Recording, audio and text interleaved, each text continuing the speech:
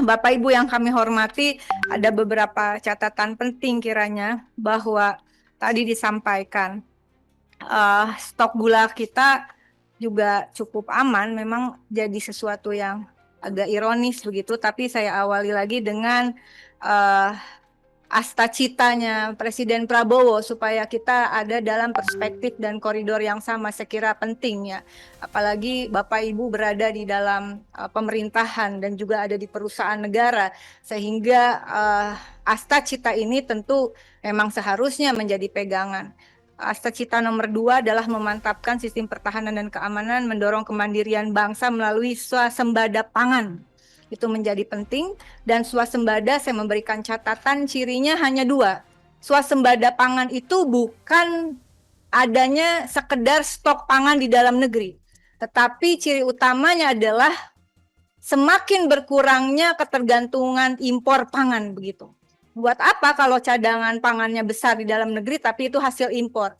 Jadi swasembada pangan dicirikan pertama adalah semakin menipisnya impor, terutama impor atas bahan pangan yang bisa diproduksi oleh dalam negeri. Yang kedua adalah meningkatnya daya beli masyarakat.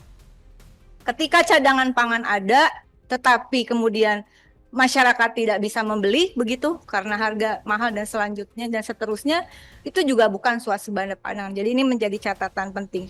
Yang kelima adalah asta-cita yang kelima yang juga penting menurut saya adalah melanjutkan hilirisasi dan industrialisasi untuk meningkatkan nilai tambah di dalam negeri.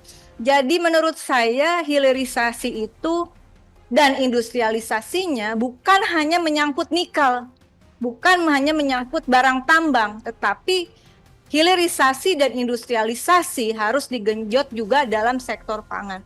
Kenapa ini saya sampaikan? Karena mungkin koreksi jika pandangan saya ini salah, bahwa di dalam hulu pangan yang bernama dari gula itu atau tebu itu tidak hanya menghasilkan gula, tetapi juga menghasilkan molases yang namanya Pak ya, tetes tebu ya. Nah kemudian kira-kira ilustrasinya, mohon koreksi kalau saya datanya kurang tepat. Dari tebu itu ada gula, ada molases. Lalu kemudian gula itu kemudian menjadi hal yang sangat juga satu kebutuhan pokok masyarakat kita. 4 kg molases itu bisa jadi 1 liter etanol. Produksi molases Indonesia sekitar 1,6 juta ton, yang artinya 400.000 kiloliter etanol. Dan etanol ini juga sangat dibutuhkan oleh industri nasional kita. Dan molases juga menjadi bahan bumbu masak. Pabrik bumbu masak dalam negeri selanjutnya ini malah impor raw sugar yang dijadikan raw material untuk ganti molases. Betul nggak Pak data saya ini Pak? Kira-kira ada situasi seperti itu. Karena tadi sudah disampaikan oleh Pak Nasim, bahwa sebetulnya persoalan kita bukan hanya persoalan tata niaga gula, tetapi juga tata niaga turunan tebu lainnya begitu. Seperti molases, etanol, bumbu masaknya, dan seterusnya, dan seterusnya. Sehingga kemudian tentu saja yang menjadi pertanyaan saya adalah, ini ada sama dengan teman-teman yang lain. Ada 11 importil gula rafinasi. Sebetulnya tidak secara tegas kalau saya baca di aturannya dikatakan menunjuk 11 importir perusahaan. Begitu ya Pak Mendak ya.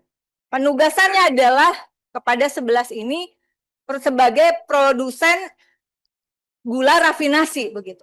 Tetapi kemudian yang terjadi adalah lebih mengarah indikasi kuatnya pada impor gula rafinasi.